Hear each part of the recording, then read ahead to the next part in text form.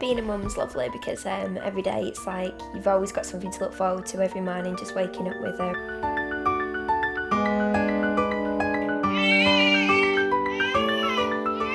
And then I went for the first scan. Loved it. Yeah. You like this, don't you? That was difficult for me, and I think I cried for about a week.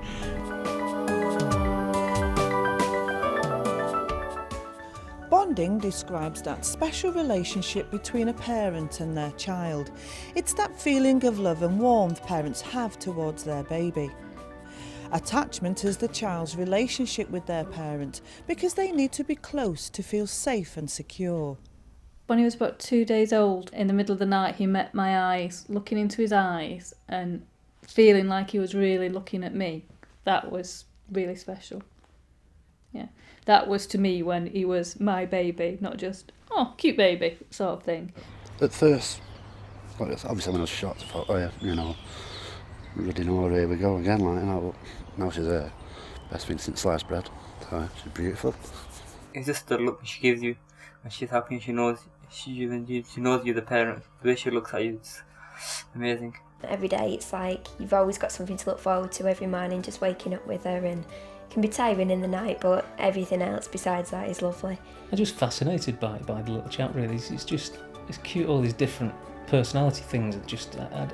There are different things he does, you know. Rolls over and his head's stronger than you think, and his hands are more, I don't know, he's quite expressive with his hands. It's quite, all sorts of things I just like about the little chap. Building a relationship with your baby takes time and effort. You bond as you care for and respond to her.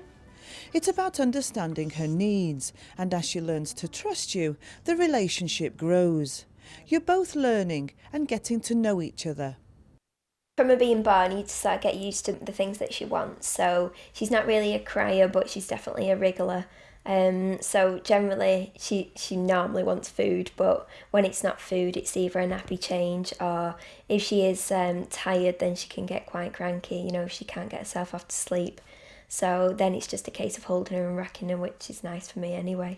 Quite individual, you know, even from sort of day one, when the chap came out, you are finding little preferences and little things and little odd things they do like this. I love this thing he does, I call it the Blofeld moment with his Mr. Bond, when he puts his little hands and puts his chin on it, and he did that from day one. It's just really cute. Because we've seen her since she was young, how she's been doing it, so we know what's wrong with her. So we can just go and do it. Because usually parents think, what's wrong with the baby, they're crying. At first people are like that, think, why is she doing, why is she crying, what's wrong with her? But as the time's gone on, we know why she's crying and what she wants. Let's have a bit.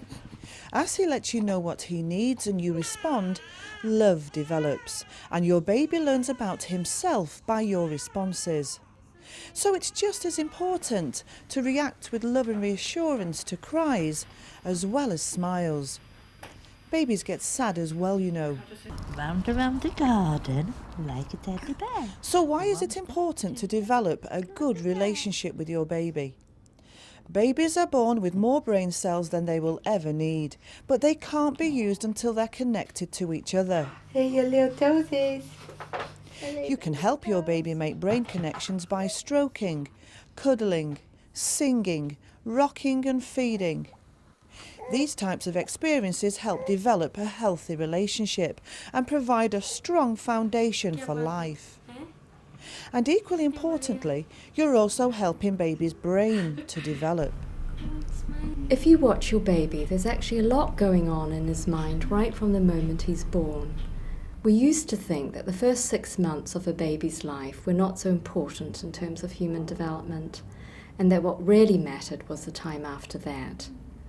Now we know that that's not true at all. Babies start to learn things even before they're born. Brain scanning has shown us that babies have millions more brain cells than will ever get used in adult life.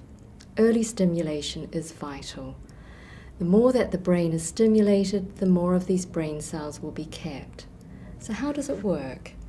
Our brains learn new things because the nerve cells fire and make new connections when we experience something.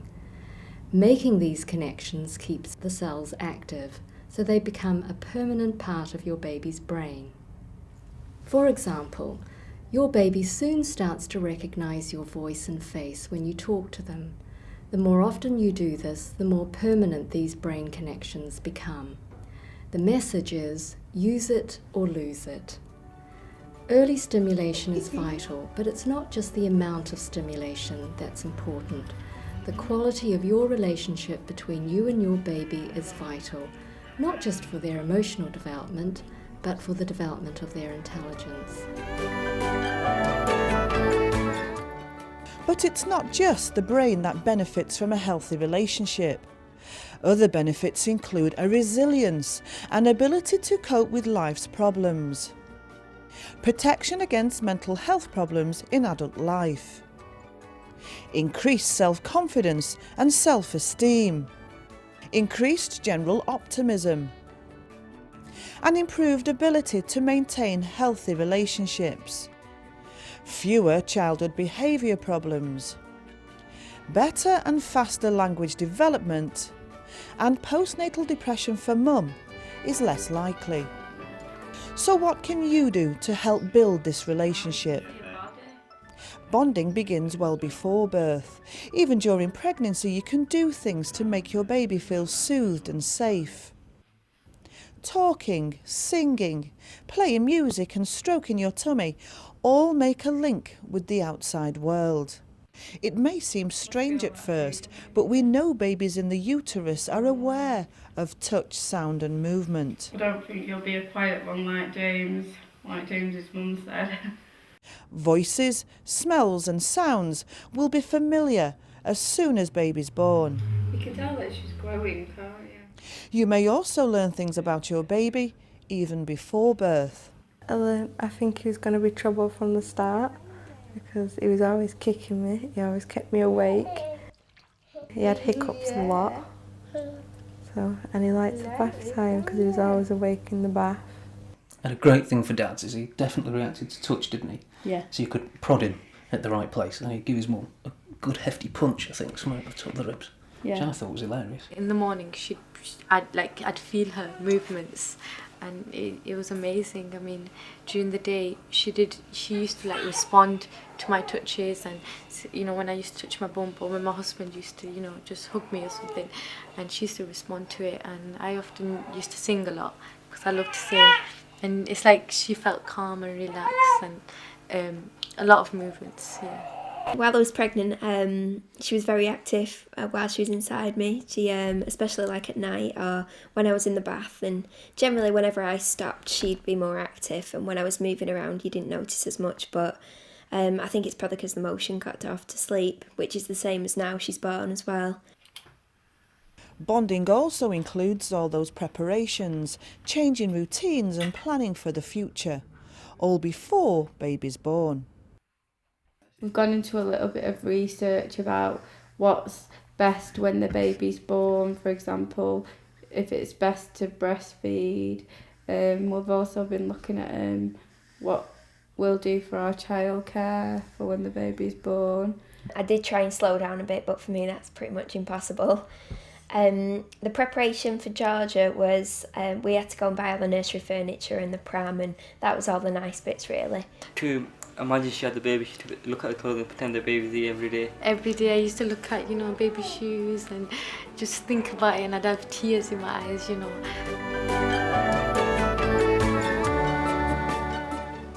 Babies are born ready and eager to get to know you. They're often really alert soon after birth, and it's the start of you all getting to know each other. If you're both well, mum and baby will be offered skin-to-skin contact. It's a gentle welcome to the world, a time to gaze, talk, touch and stroke. Being this close stimulates a hormone called oxytocin. You feel calm and relaxed, and this helps with bonding. This is a good time too for dads to savour that special moment and welcome his new baby. Darling, Alice. Newborns can already see up to 12 inches. Mother and father's voices and smells are so soothing in an unfamiliar world. Notice how this newborn, at just 30 minutes old, recognises and responds to Dad's voice. Good set of lungs on you, haven't you? And the crying stops. But don't worry if skin-to-skin contact isn't immediately possible. Bonding isn't always instant. It's a gradual process and happens when the time feels right.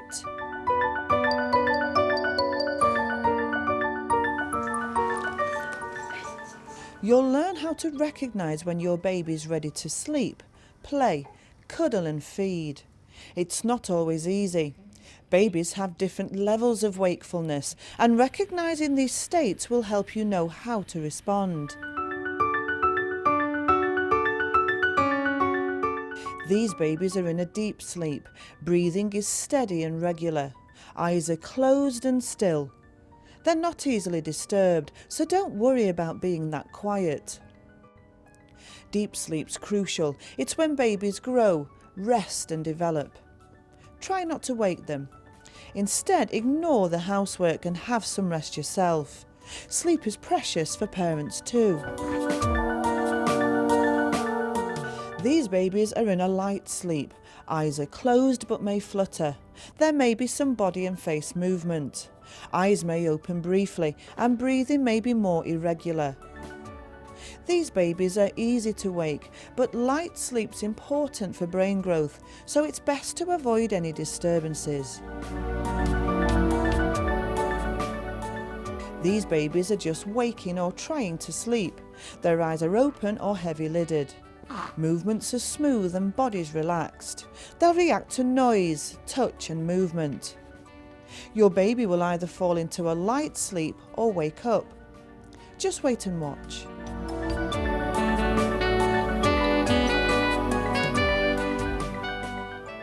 Your baby feels alert when he has wide, bright eyes and can focus. He'll be still and look for eye contact. He may even smile or babble. It's the best time for chatting and playing. So have some fun and enjoy the moment. But remember, this only lasts for a few minutes or even seconds, and your baby will soon want to rest.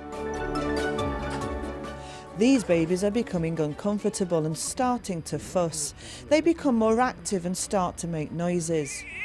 Your baby's behaviour is a sure sign he wants change, so perhaps slow things down, alter his position, or he may be tired or hungry.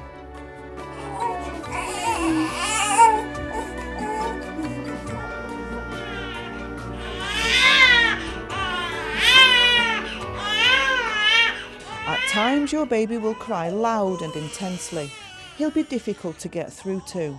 There'll be lots of movements and he'll grimace and close his eyes tight.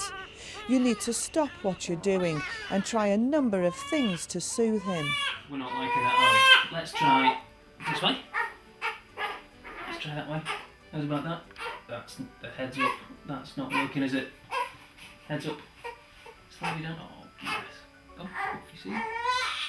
All babies cry. It's their most effective way of communicating. It gradually becomes easier to know what your baby wants, but at first it's difficult and it's very much trial and error. With practice, you work out different ways of soothing.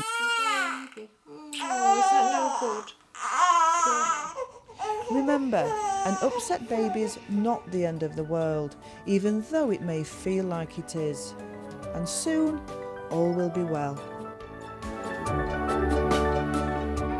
I found learning how to interpret what he needs is just pure trial and error. It's amazing that you don't get an instruction manual with these things, and you know, they're hungry, they're tired, they're cranky.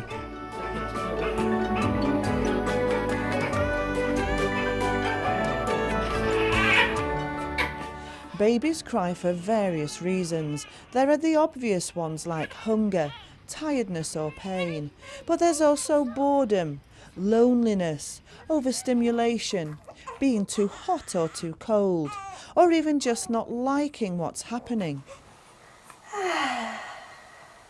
Responding to cries isn't spoiling a baby. soothing and comforting shows you can be relied on, that he's important and the world is safe. So he'll be calmer and more settled. I'm feeling better now. Sometimes a distressed baby simply needs comfort and reassurance. It can be really hard, but try and stay calm and remember she isn't crying to punish or reject you. She just has no other way of saying she's not happy. Because she's had a lot of problems with winding, and so I usually just walk around with her. Yeah.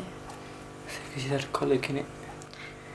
Yeah. So it used to be a bit more harder to settle her down. She had colic. She wouldn't settle down as quick as a normal baby would. She wanted us to pick her up more, rub her back more, give her a bit more attention. She was cranky all night, and I said to her, "Colin, said it's somewhere new," because obviously she's been wrapped in my belly for 9 months with water, and she's going to be upset about new environments and everything. For the first few days, it was quite inconsolable at times, and he's doing little sneezes and rubbing his eyes and putting a really big frown on his face and stuff. But he's got a lot better, and he's got a bit easier to sort of console and things.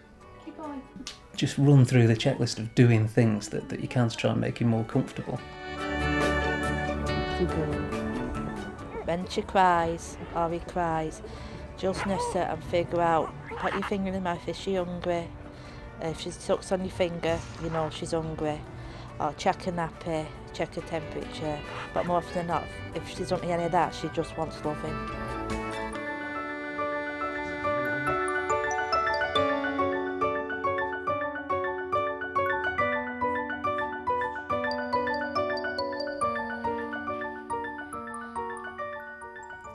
There are several ways to try and soothe your baby. Each baby may prefer a different approach, and that can vary from day to day. First, let your baby know you're there. Let him see and hear you. Talk to him about how he might be feeling. You're crotchety, aren't you, right now? Oh, it's your tummy. Or you can try placing your hand gently on his tummy while talking to him. This helps him feel calmer. If that doesn't work, try holding his hands and arms gently across his body. This helps him feel more in control and held. If your baby's still upset, pick her up and rock her gently and reassure her that all's well. You can try holding her in different positions and can wrap her in a loose sheet. Never use a blanket and be sure to leave arms and hands free. It can be distressing for babies to be uncovered, and wrapping can help them feel more secure. Okay, let's go sleep now, yeah. Let's go sleep, please. Let's go sleep, please. We don't do the dummy, how about putting... Encourage your baby to suck on his hands to soothe himself, like they did before dummies were created. Scratch mitts will prevent this, so make sure you don't cover hands, and keep nails short to avoid baby scratching herself. If you're not breastfeeding, you can always try a dummy, though a baby can get upset when it falls out. Some parents use a sling to keep their baby close. Others find a trip in a pushchair or car works. But try not to use these as a first resort, as this will reduce your baby's chances of learning to soothe himself. Whatever you try, make sure you give your baby time to respond. Changes can be unsettling for a newborn. Long periods of distress could mean your baby is sick or in pain, so you then need to call for advice from your midwife, health visitor or doctor.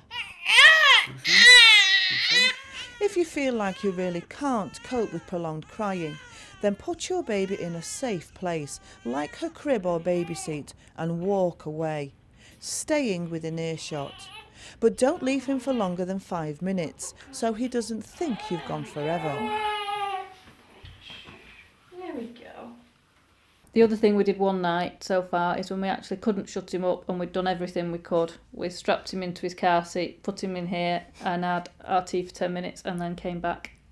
Because we knew he was safe in his car seat. We knew we tried everything to shut him up. we couldn't do. So whatever it was, we couldn't fix straight away. We wouldn't have left him there for ages because I'd prefer him crying in my arms than crying on his own. But equally, you do need 5 minutes out. Family, friends and medical experts can help you through this difficult time. And don't be too proud or embarrassed to ask for advice. Remember, your baby needs you fit and healthy to take care of him. It's such a big responsibility. I mean, sometimes I feel as though, you know, somebody could help me and like my mum could just take over. But then I'm too like worried. It's better for me if she's in front of my face and I know she's safe. Yeah. You are your baby's favourite toy. She'll love to look at your face, feel your skin and be cuddled and rocked by you. She'll really enjoy having a chat. You may find it awkward at first, but her enjoyment and interest will make it all worthwhile. Hello, are you gorgeous? Maybe just start with a little commentary or copy what sounds or faces your baby makes. She'll love it, especially if you put lots of expression into your face and voice. And don't forget to allow baby to have a turn. We're going this way, that way, forward. Babies also love to hear singing and rhymes. Don't worry about making up the words. It all helps with concentration and speech development. Use whichever language you feel most comfortable with. Is that playtime and it's a playtime, although it only lasts 5 minutes or something, but it's just that's the best moment. He's more awake every day and takes more notice of things. He's splashing. Kick those leggies. Kick. Did you smile then? More smiles every day. That's good, he's quite a happy baby. Sometimes if I'm talking to him, you can hear a little noise back and I wait and then sometimes make that noise back. Or I quite like copying his face shapes as well. If he's going doing the same thing back. When she's wide awake, she just wants some attention. So that's when I talk to her and play with her and try and sort of bring her on a bit. And now she started smiling, which is lovely. At 6 weeks, she started to smile. So it's just a lot to look forward to now. I like just taking 2 fingers and stroking his nose like that. And usually, after a little while, he'll settle back and, I think I'd like that too. You've got a great dad, you mate. That's quite a lot of fun, just seeing his little eyes shut. And there's obviously some reaction there to what you're doing. Your baby will love playing, but the energy and concentration needed will be tiring. Watch for signs that she's ready for a break. Baby turning his head away, closing eyes, sneezing, hiccuping, yawning, staring, holding his body tense or bringing back a little milk. Think about stopping the activity or slow down and allow baby to have a break. Okay. The older she gets, the longer she'll be able to play. Okay, so done. Here, Dylan and Mum are enjoying a good chat, but he knows when he needs a rest. His mum can recognise that and allows it, so he doesn't get distressed or tired.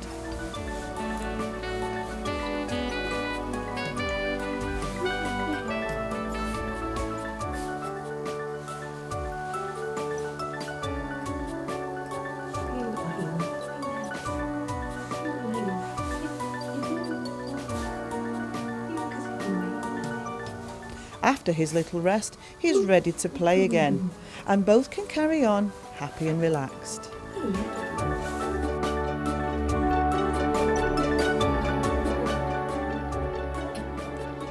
Are you hungry? Are you trying to eat Mummy's finger? Knowing when to feed your baby isn't always obvious, but you'll soon learn the signals or feeding cues. She may become restless in her sleep, turning her head towards a blanket or hand, or make small noises and smack her lips, or work up to a full cry to let you know she's hungry. Avoid getting to this stage if possible, as you'll both be more relaxed and feeding will be easier.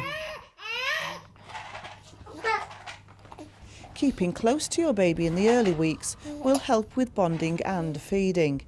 It helps you watch for cues and increases your milk supply if you're breastfeeding. Whether or not you're breastfeeding, comfort and position are vital. Let your baby see your face. After all, it's a special time together when mum and baby can be totally focused on each other. And don't forget to contact your local breastfeeding support group if you're having any kind of problems. Ask your midwife or health visitor for details. I'll go to a breastfeeding support group, and what happens there is quite a lot of the other mums, we just share ideas really and problems, and one of the things I was asking was how to keep my daughter involved when I'm shut away for an hour at a time feeding Jake, and that's kind of what they said. Well, you've still got two hands, you can still talk to them, you can still watch TV with them, and that's very good, the support groups. A new baby brings joy, pride and happiness, but it can be tough, exhausting and scary. It can be hard work, especially with a lack of sleep and if you're in pain and worried. At times it can all seem too much. So accept whatever help is offered from family and friends. They can cook, clean and shop while you spend time with your new family. Needing help at this time is perfectly natural and doesn't mean you're not a good parent. Don't forget, there are always plenty of people around to talk to, and you don't have to struggle on alone. There are some useful contact details in the booklet that accompanies this DVD. We try and do little things for each other. We try and do things like make each other a cup of tea, or just if there's sort of 10 minutes of continuous screaming at something, just take it off and put it on someone else's shoulder and walk into a different room and just avoid that kind of continuous 24/7 thing. Just little things like that, and that helps a bit.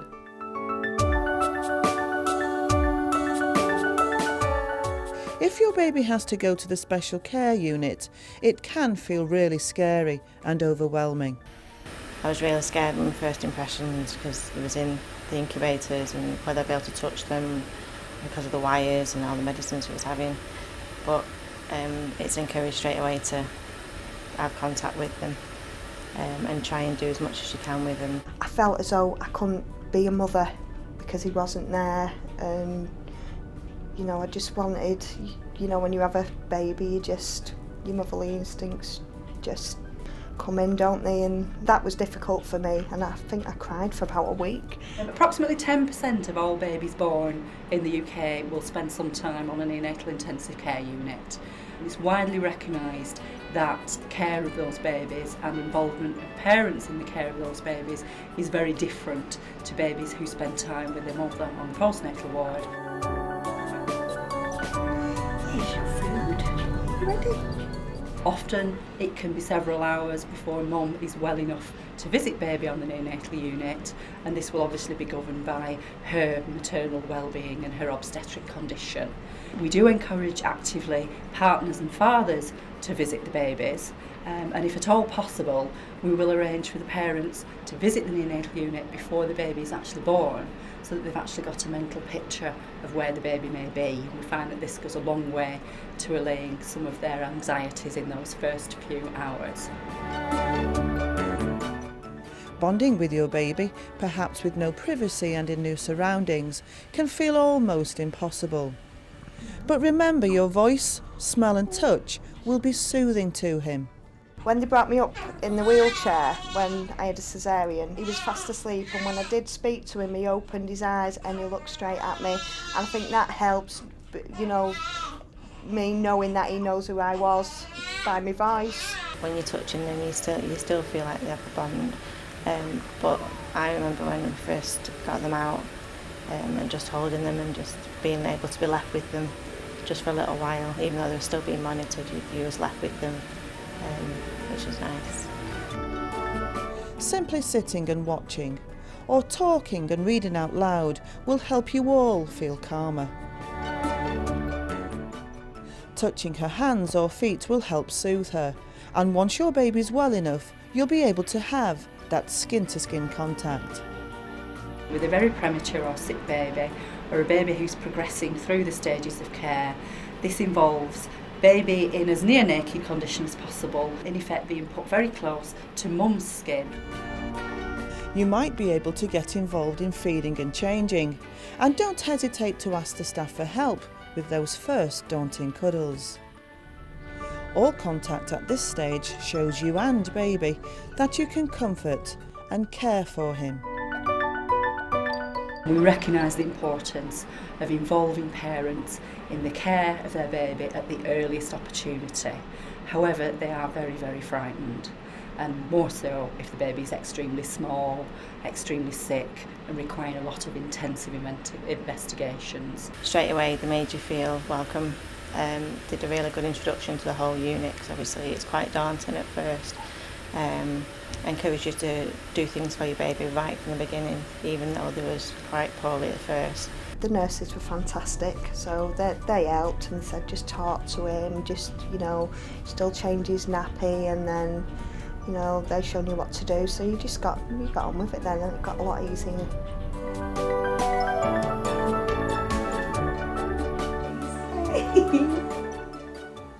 Having a new baby is a unique adventure. It's filled with joys and sorrows, excitement and exhaustion, pride and anxiety. It's overwhelming and life-changing. But most of all, it's fun. So enjoy the ride.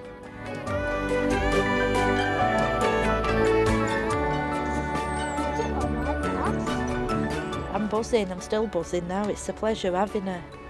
I'm still buzzing now. Getting your cuddles, to dressing her, taking her out, taking her to see people. It's just lovely to sort of have her there, and, you know, everybody's reaction to her as well. It's been really nice. Everyone says she's got my nose. I've never noticed that myself.